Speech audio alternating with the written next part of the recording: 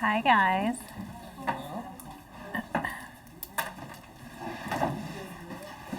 So, it's our whole series is on me, Jesus, and the storms of life. So, my title, in case you need it,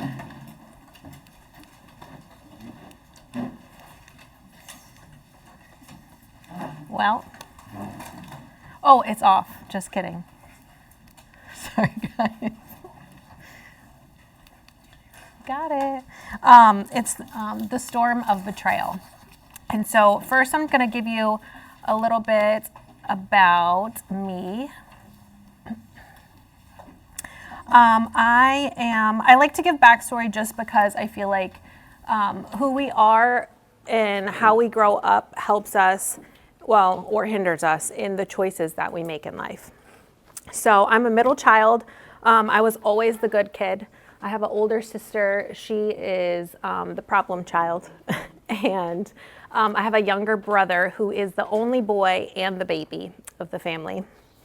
And so I learned at a very young age that if I did the right thing, I would get attention. And then when I got older, as a teenager, I learned that if I was good, I would help cause less strife for my family because my sister was always getting in trouble. So I was always striving for perfection.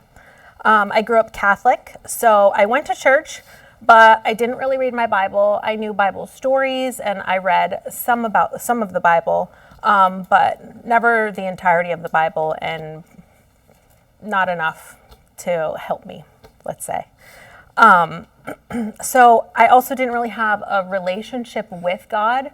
I always believed in God and I always had faith. I took responsibility very seriously. But I'd get to points where I was tired of being the responsible one and tired of being the good kid. So then I would just make bad decisions. And when I was younger, I would go partying with my friends, drinking. We went to clubs. I did some drugs. I was sleeping with whatever boyfriend I had at the time. Because when you're in the world, that's what the world tells you, right? That if you think you love somebody, then you should do these things. So I really just want you guys to know that some of the storms in your life, and this is how I see the storms in my life, I had a choice in them. Some storms I walked into willingly. Some storms were created by others and their choices. And then some storms are really just life, and they'll happen regardless. So today I'm mainly talking to you about the storm of betrayal. When I was 18, I met someone who would eventually become my husband. He was charming, he was talented, he could sing, he could play the drums, the piano, the guitar. His parents were pastors, they were Pentecostal pastors, so we always went to church together. Every Sunday, we spent all day long at church. We had service in the morning, and then we would eat lunch somewhere, we'd go back to church. It was a whole day of church. He had his own apartment, he had a job, he worked really hard, and he still to this day works really hard. But at the same time, we would go out to clubs and we would drink with our friends. And you can't live one way on Sunday and live for the Lord and call yourself a Christian and then the rest of the week live a completely different life. It's eventually going to catch up to you. So my boyfriend at the time, he got a job opportunity in Gainesville, and I decided to move there with him. I figured I could go to school, and I was 20 at this time. So we moved in together. I had never left home before. I had never had a roommate, and I never lived far away from my parents. It was kind of awful. Some crazy things happened while we were there. He was always out partying, and I really didn't have an idea that he was sleeping around with other people until one of the kids that he worked with came and was banging on our door because he wanted to beat up my boyfriend for sleeping with his girlfriend. So we got in a huge argument about that. And I remember we had like a love seat and then like a larger couch. And I was sitting on a larger couch, and we had a walkway to our back door. And then there was a wall right here. And I was sitting on the couch when we were arguing, and he just took the entire couch and flipped it like this. And I went flying off the back, hit the wall. I got some scratches. And at that time, I feel like I was still strong enough to know that this is wrong. And I didn't need this in my life. I didn't need a relationship like this. So I broke up with him. He moved out. We didn't talk for probably 2 weeks. But then I found out I was pregnant. So I had to call him and tell him. My plan was to finish that semester of school and then just move back home. When I told him, he was excited and said all these things about we're going to get married and whatever, have a wonderful life together. But I wasn't sure about that, but I know that I didn't have a broken family. My parents were still together. His parents were still together. I didn't grow up in a home where I didn't have my dad around, and I didn't want the same thing for my children and my child. So we ended up moving back to Tampa together.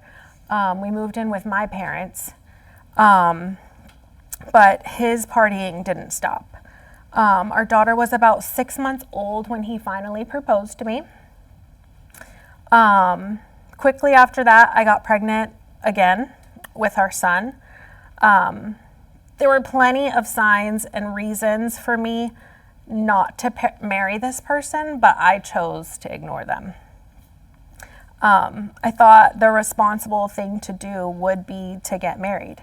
And I thought that if I just worked really hard at this, that it would get better and that it could work. So I was about 3 months pregnant with our second baby when we got married. And we were married for 11 years. We have 4 kids together, 1 girl and 3 boys. And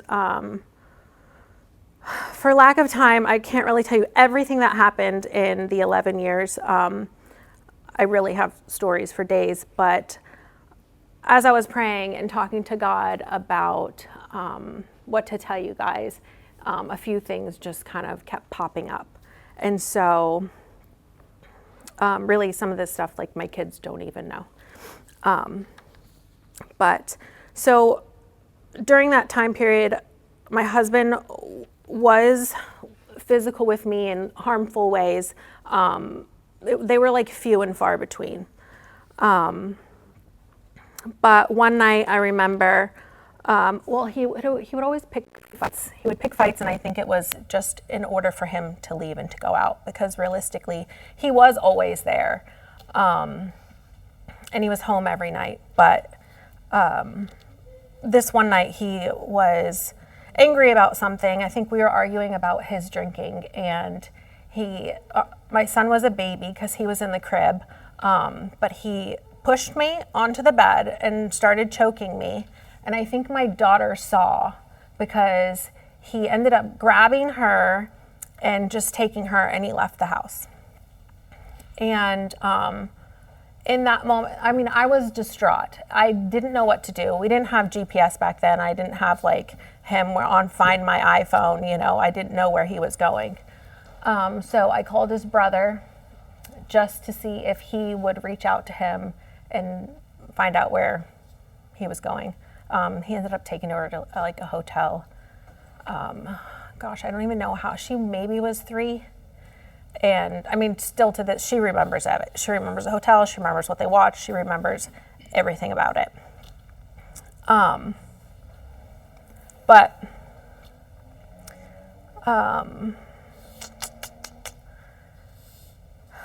let's see.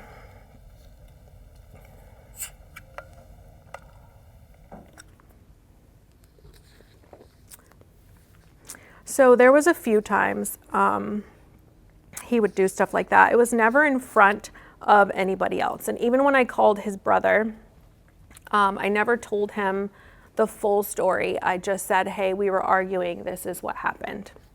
I never told anyone that he got violent with me.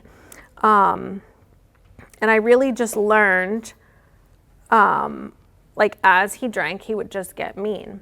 And so to de-escalate everything, I would just not say anything, stay calm, and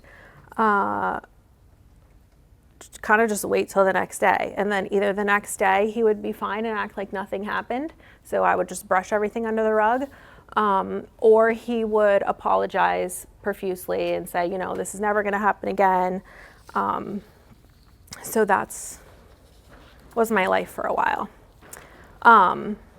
There was good times and there was bad times, and I feel like the good times were really good and the bad times were really bad.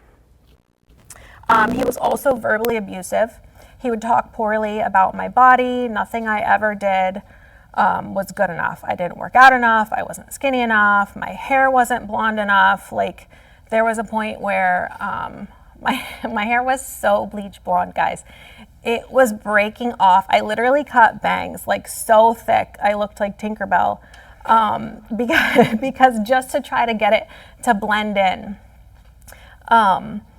But he would tell me that like there's a line of women like ready to take my place. And the types of compliments he would give would be like, oh, like that looks good on you. Or, oh, your hair looks good like that. It was never like, wow, you look pretty, or anything about my character. So, of course, what did I do in my perfectionism? I took diet pills. I bleached my hair so blonde. I had plastic surgery. It took a lot. I used to run, oh my gosh, I don't even know, like an hour and a half every day, which is nuts now that I think about it, but I ran, just to try to stay like this perfect person. And I feel like it took a lot of me just striving to get to a point where I finally realized I could never please this man. He had started a business with one of his friends, and he was always gone and working. So by this time I was, well, not when he started his business, but I had our fourth child and I was 28. I ended up quitting my job because my entire paycheck was going to daycare. So our youngest was maybe 3 years old, and I found out that he was doing drugs at work. We had an iPad that like we shared, and I don't know how, but it was either updating that day or what, but text messages came through and the iPad was at home. And so I read them all. So I confronted him about that. He acted like it was no big deal, that this is just what business guys do. Mind you, he was also a worship leader at our previous church, and he played on the worship team at our current church. So the extremes were kind of nuts. And like my hope for him getting better, I think was like just strung along by all these Christian things and like appearances. So after I saw those text messages, that's honestly when I first started not to trust him. I always had a feeling that I wasn't safe with him. But after that, now I have like proof that he's hiding things from me. So he was always grouchy, and the kids and I would really just walk on eggshells. I didn't read my Bible at this time, but I started reading a lot of Christian books. And so I thought, like, this was my husband for life, right? You get married, you know, for better or for worse. So I truly believe that he could be fixed somehow. This issue could be fixed somehow. There was about a year, I wasn't perfect, guys. I'm still not perfect, but there was about a year that I was really in denial. And I became like this robot Stepford wife, and I would go get my kids from school. I would come home. Well, I would work out like a crazy person while they were gone. I would come home. I would literally drink a bottle of wine, and I would clean my entire house, cook dinner, just make sure everything was perfect and in order so that when he came home, nothing could be wrong. And then we would literally watch TV. When we would put the kids to sleep, he wouldn't talk about his day, I wouldn't talk about mine, and that was our life. So after that year, I turned 30, and we took this party bus to a brewery for his birthday. And one of his friends made a comment to me like my husband was cheating on me. And so we were sitting next to each other on the party bus, and I confronted him about it. And I called him an idiot. And he said, call me an idiot one more time. And so I said, you're an idiot. And he grabbed me by the throat. And this time it was in front of everyone. And my sister came over. She wanted to kill him. The bus driver ends up taking everybody back, drops them off. It was a nightmare. But after that day, he moved out. He took all his stuff and he moved out. He said that he thought we should be separated and that he was going to work on himself while he was gone. So in that time, I was so desperate for God to just change him, to fix our marriage, that I actually picked up my Bible and I started reading it. I would constantly pray that God would change him, heal him from his past. But the more I would pray, the more things would be revealed to me. And one day, about a year later, so he was still gone, he was out of the house, there was a knock at my door. And it was a police officer with some papers saying that he had been charged with something. So I dropped my youngest off at my mom's house, and I drove to his office, and I confronted him. And after that, he basically confessed that he had been cheated on me. At this time, he had had a girlfriend for about a year and a half. And so when he moved out and said he was going to work on himself, he was living with her. But then when he would have our kids, he would rent somewhere like a hotel or just some little place and spend time with the kids there because he didn't want them to know.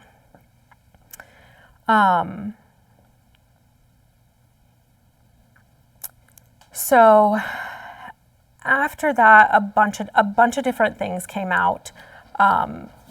Basically, he cheated on me with multiple women over the entire 11 years. There was more girls than years that we were married. So we went to all sorts of therapy, secular therapy, Christian therapy. We went to divorce therapy, like so many things that I didn't even know existed. We went to a Christian marriage retreat in Missouri. And I remember one of the therapists told him that he's like, I'm not easily intimidated. He said, but you actually intimidate me. And that was like the first time I felt like, okay, other people can see like what I see or what I'm feeling. So, he claimed to be this Christian, right? But he didn't have good fruit. Like, there was no, even after all those years of all that, all the reading, everything he learned from his parents, it's like the Pharisees, right? They knew everything about the Bible, but where's the proof? his fruit was rotten. And so I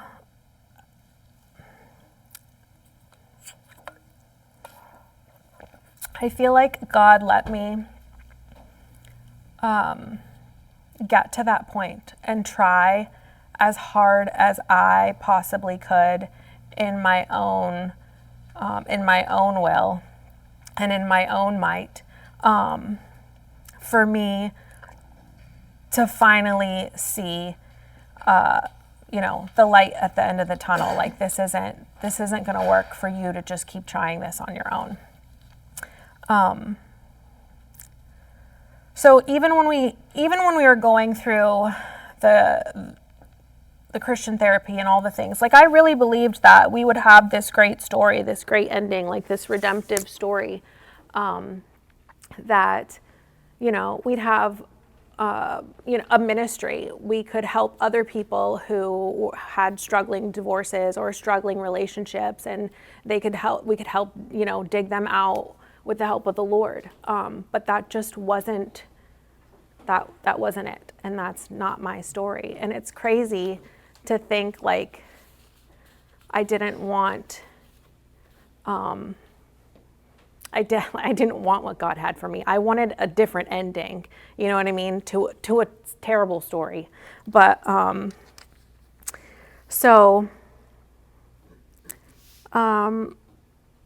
did honestly love him too. So I feel like, you can sit here and say, why did you try so hard? Why didn't you give up sooner? Because if one of you came to me and told me all these stories, I would be like, just get the heck out. Like, get out now, get out while you can. But I really did love him, and I felt for a time that God was telling me to stay. And then there was, a defining point where I felt like God was releasing me from my marriage. But let's see if I have. Yep, Matthew 15:14 tells us that, if the blind lead the blind, both will fall in a ditch. So I let a blind man lead me, and there I found myself with him in the bottom of a pit. The closer I got to God, God didn't change my situation. He didn't change the other person. He changed me. He transformed me. He transformed my thoughts, and he transformed my heart. Betrayal doesn't have to just be infidelity. It can be being lied to. Betrayal can be being abused. Betrayal can be someone who just keeps secrets from you. And it doesn't have to be from a significant other, right? It can be from a family member, from a parent, from a friend, which leads me to Jesus. Jesus was also betrayed. He was betrayed by his close friends. He was betrayed by Judas, someone who was in his inner circle, who knew, the deep inner workings of Jesus and his thoughts and the things that you only share, like the intimate things that you only share with your friends. Jesus was betrayed by the people, his own people, the Jews. He was betrayed by the people in his town where he grew up. Finally reading my Bible, and reading about Jesus' life really taught me how to overcome the betrayal. I struggled with truth. I struggled with believing in people, and believing in myself and believing in my own judgment. But Jesus is the truth, the way, and the life. And that's John 14:6. Reading the gospel taught me to trust again, trust Jesus, trust myself, trust others. Jesus says, I tell you the truth, or truly, truly, I say to you, which means the same thing, around 70 times in the Gospels. And why do you think that is? Because the devil is a liar, right? He's constantly lying to us. He's constantly twisting the truth. And the world is full of lies. People will lie to us. Even we will lie, right? But Jesus won't. Jesus tells us the truth. He wants us to know that we can trust him when we feel like we can't trust anyone else. He tells us the truth in love. He even tells us we will have trouble in this life, but take heart that he has overcome the world. And he shows us how to overcome the world also with our Bible. We just have to read it. Don't be like me and not read your Bible. Jesus taught me how he treats women. Jesus treated women as reflectors of God's image. He treated women with dignity and as people with worth. Women were vital to Jesus' ministry and still are today. Jesus taught me how women should be treated by their husbands.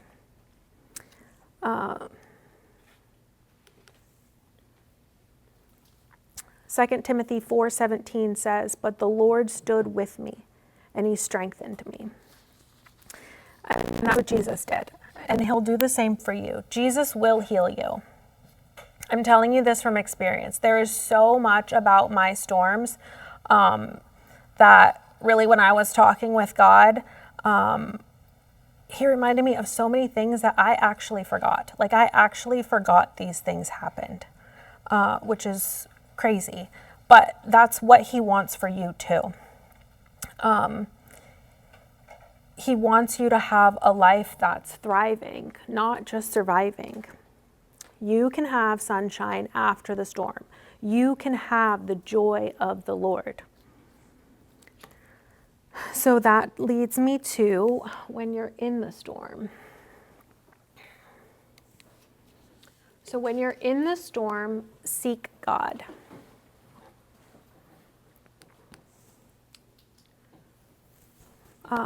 I came across this verse.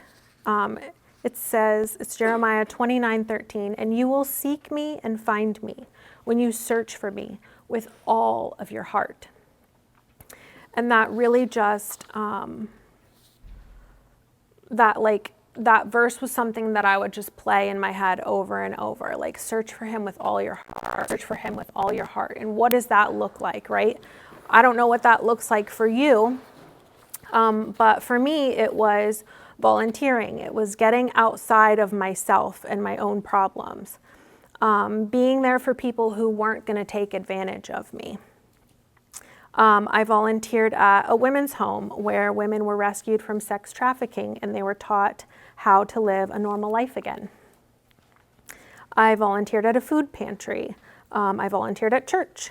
I volunteered with buddy breaks with kids who had special needs. I led growth groups. I joined the worship team. I went through deliverance myself. I literally signed up for anything and everything. I would go to Christian concerts all the time. I would go to Christian conferences all the time. Like I just had to be around an environment that I felt like Jesus would be there.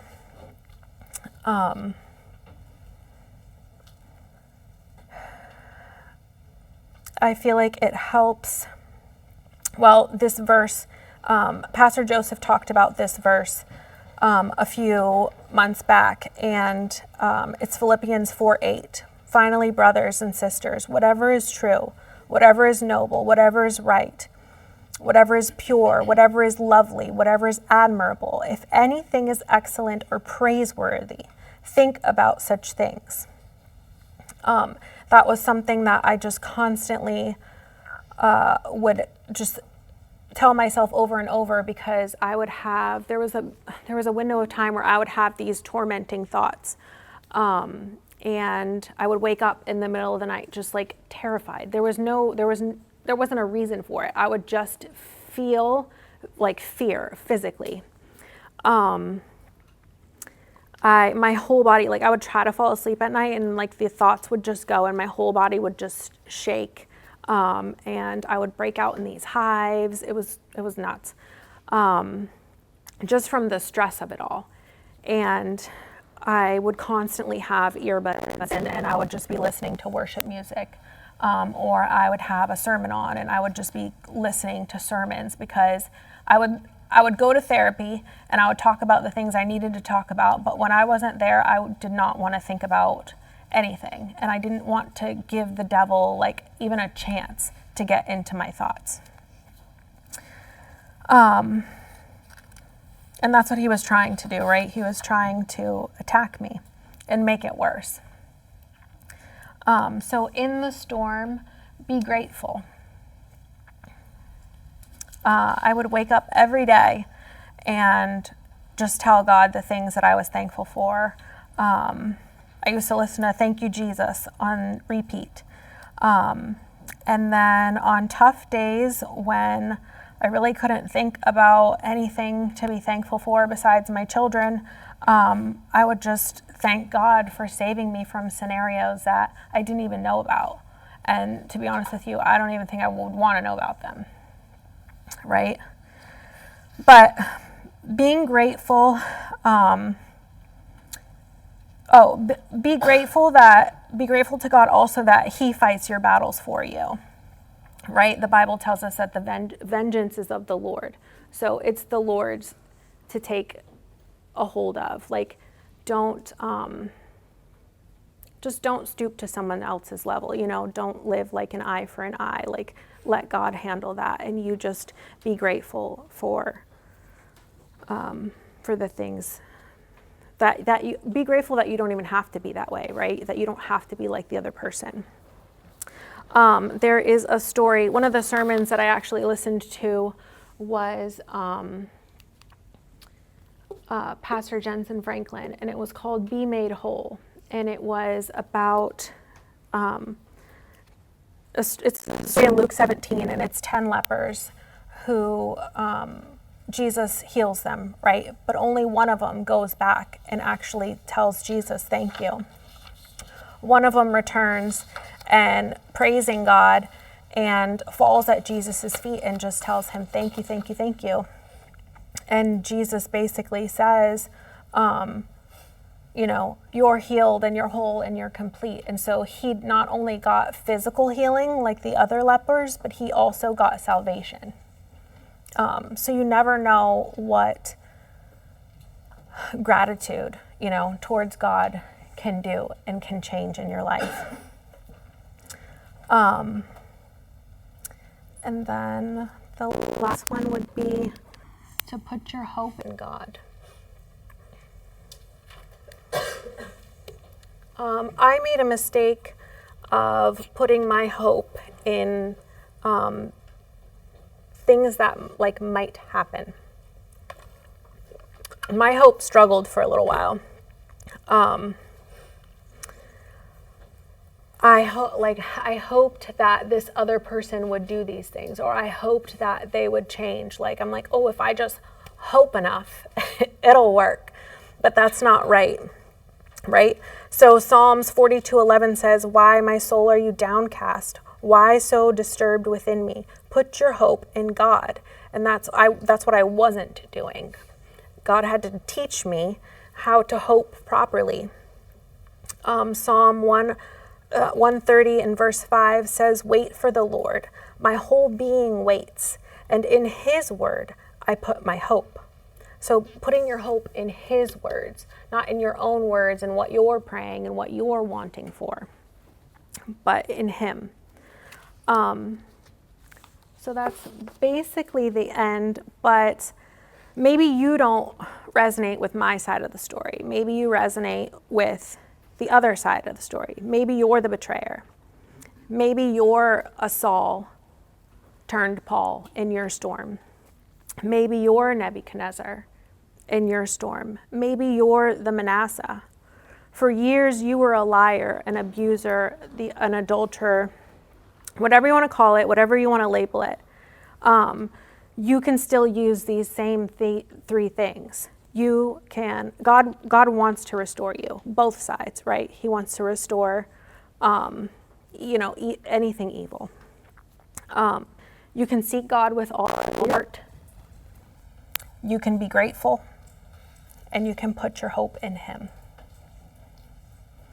So I wanted to put on a song,